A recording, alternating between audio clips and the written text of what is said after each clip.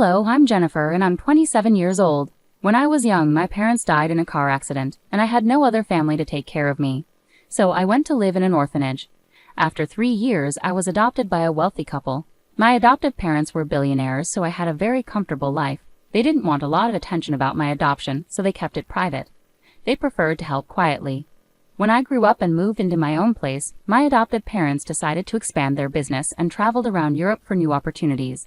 During this time, I met Jack, who is now my ex-husband. We met in college and liked each other right away. Jack was cheerful and caring, and the more we talked, the more I liked him. Our dates eventually led us to become a couple. We had a great relationship, but there was one issue. Jack's family didn't like me. The first time I met them was right after Jack and I graduated from college. He waited until we both had good jobs and were settled in our lives before introducing me to his parents.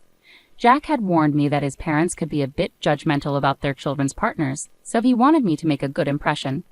I didn't mind, but I was very nervous about meeting them.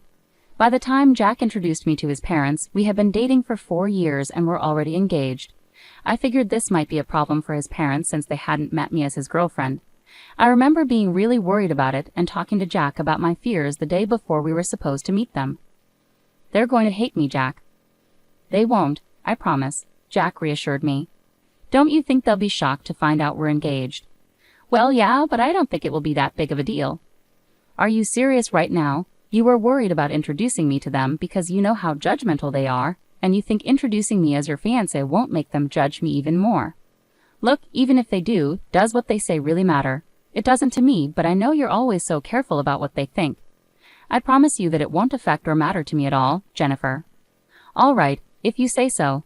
But do you think maybe we should just not tell them we're engaged and then like a month or so later, we should tell them? Would that make you feel better about this whole thing? Because I have no problem with either option." "I think we should hide it just in case. I'll do anything to get on their good side." "You have nothing to worry about. I'll be there with you no matter what." "Thanks, Jack." The reason I was so anxious was because every time I suggested Jack tell his parents about me, he made a big deal about them not approving. Now I understood why. Jack's family was very wealthy and loved luxury.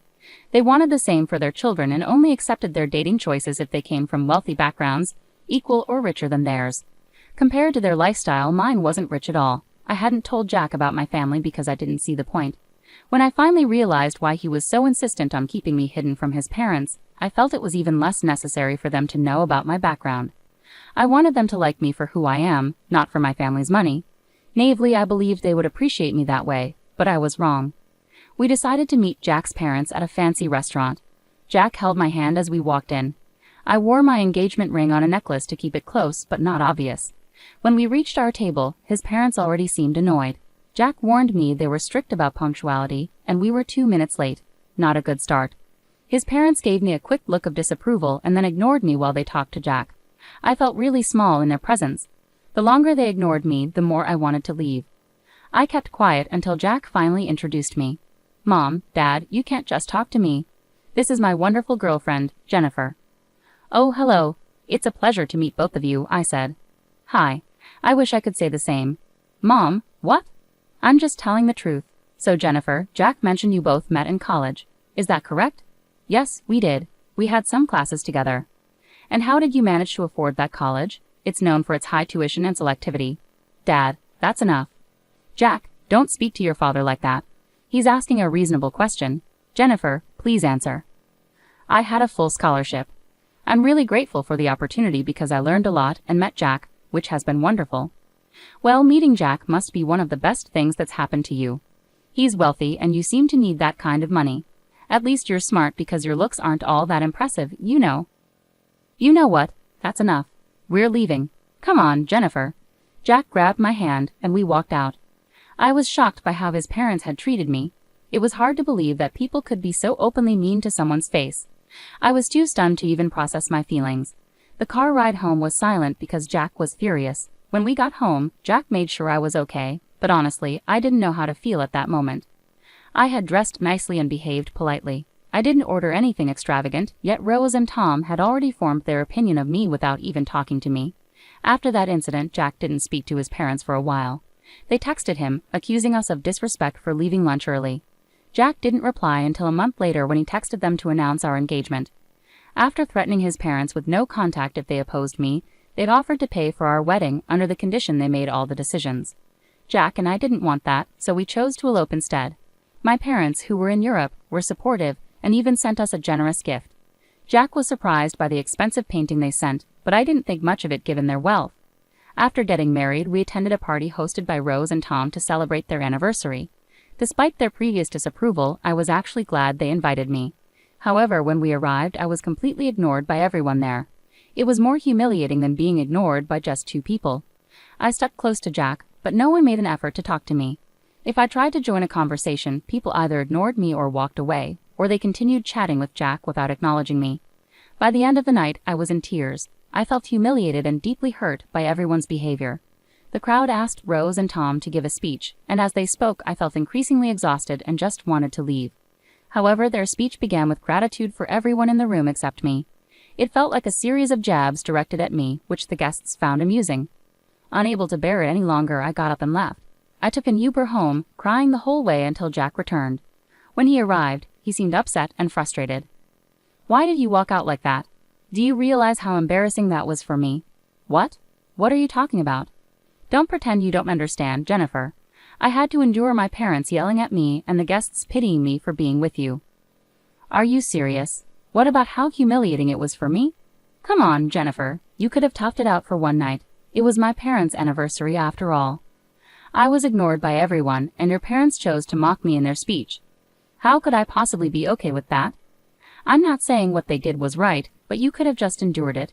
I would have talked to them about it afterward. What good would that have done for me? I don't like being in situations where I'm humiliated. Everyone was laughing at me. You've never experienced that, so it's easy for you to brush this off. My parents and I expect an apology from you." "I'm not apologizing unless they apologize to me first." "You want an apology? I don't see why I should apologize to you. You've always defended me before. Why is this any different?" "This is different because you embarrassed my family in front of everyone. And your parents humiliated me, your wife, in front of all their guests. Maybe my parents were right about you. You're impossible." With that, Jack went to sleep in the guest bedroom.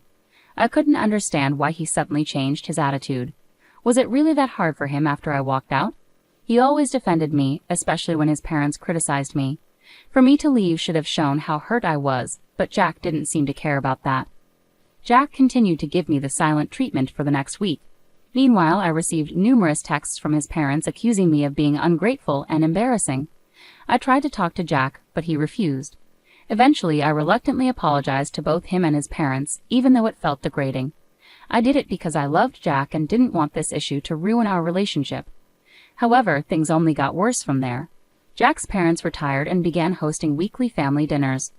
Jack always attended, and the first time he took me along, the atmosphere was tense the moment I entered. Rose was preoccupied and didn't notice me immediately, but Tom and Jack's siblings awkwardly glanced at me without saying a word. Jack left me standing alone while he caught up with his family.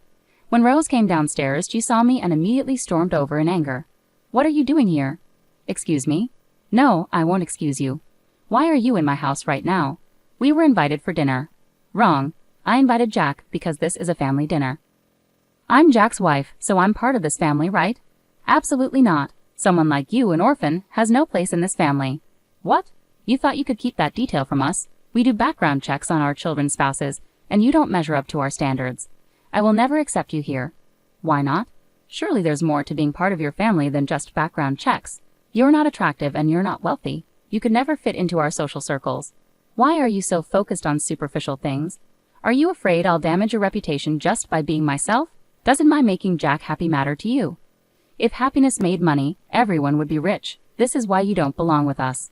Maybe I'll never be as superficial as the rest of you because I care about who people really are. You never gave me a chance before judging me. I'm glad I don't fit in with you." "Jennifer, that's enough. Here's some money. Get yourself an Uber and leave." I stared at Jack in disbelief as he handed me the money. Tears welled up in my eyes as I walked out and cried in the Uber again. I couldn't understand why Jack had changed so suddenly. Was he trying to appease his parents after the party? Whatever it was, I felt hurt and angry at him. He stood by while his parents insulted my past, something he usually defended me from. I wanted to scream and shout, but I knew it wouldn't help. Instead, I walked away.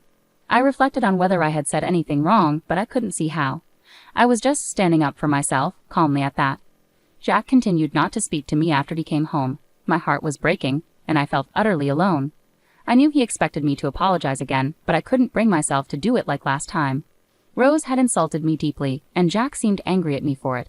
If anything, I felt like he owed me an apology. For the next 2 weeks, Jack and I didn't talk. It was tough at first, but I eventually got used to it. His family's dinners continued, and I found myself home alone most evenings, which honestly didn't bother me. Hey Dad, hey Mom, things aren't going well. Why? What's wrong, sweetie? If you need help with anything, just let us know. I don't think this is something you guys can help with, but thanks for offering. Where's Jack? Isn't he helping? That's the issue. He's part of the problem. Could you explain what's going on, sweetie? Well, his parents are wealthy and very snobbish. Oh, we can't stand people like that. Tell me about it. Anyway, they saw me as some poor girl who could never measure up to their standards or fit into their elite circles, so they made a point to humiliate me every chance they got. Damn, that's awful. Oh, and last time I was there, Jack's mom decided to insult me by calling me an orphan. That woman, I want to give her a piece of my mind. How dare she say that about my precious child? Don't they know about us? And what has Jack been doing through all this? I didn't tell them about you guys because I knew it would change their opinion of me, and I wanted them to like me for who I am, not for my background. And as for Jack, he's taking their side. He thinks I was out of line for standing up for myself. Honey, are you sure this is the man you want to be with? I love him a lot, but this isn't how I imagined things. We haven't spoken in 2 weeks, and surprisingly, I'm okay with that. All right, sweetie, I'll connect you with one of my friends there. Don't worry about us not being able to help. Actually, we might be able to help you get some sweet revenge. Huh? What do you mean? Your dad and I are coming there next week. We originally planned a vacation for you and Jack, but now it'll just be us. More time for us to do things together, I suppose. Really? Oh my God, I'm so excited to see both of you in person again. That lifted my spirits. Finally, I felt happy after so long. The three of us continued chatting. Dad discussed his plan to assist me. Eventually, he asked about the location of these dinners Jack's parents hosted. As far as I knew, they alternated between their home and restaurants. Conveniently, the upcoming week's dinner was scheduled at a restaurant. I needed to find out where exactly it would be held so I could tell my parents. Luckily, Jack's email was logged into my phone, and knowing Rose and Tom, they loved to email everyone everything.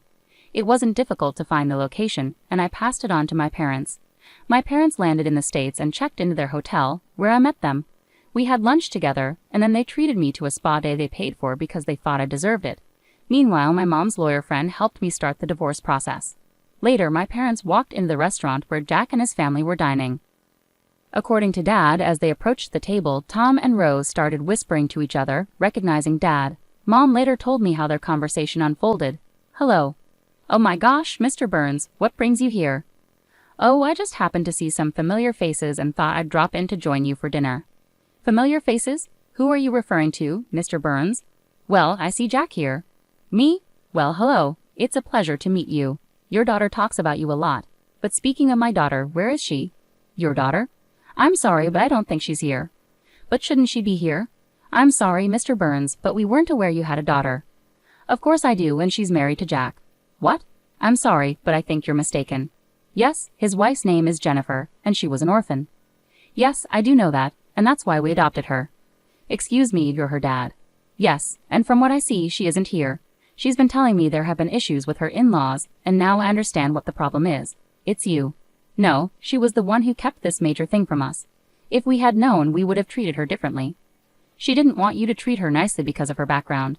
Anyway, she asked me to give this to Jack. With those words, my dad handed Jack the divorce papers and walked out. Afterward, it only took a few phone calls for many investors to withdraw their support from Tom's business. Their empire quickly crumbled, and nothing was more satisfying than seeing them fall to the levels they once ridiculed. I received numerous texts from Jack's family, hurling insults at me, while some begged me to intervene and undo what my dad had done. Thankfully, Jack signed the divorce papers without any resistance. Afterwards, my parents and I went on a long vacation.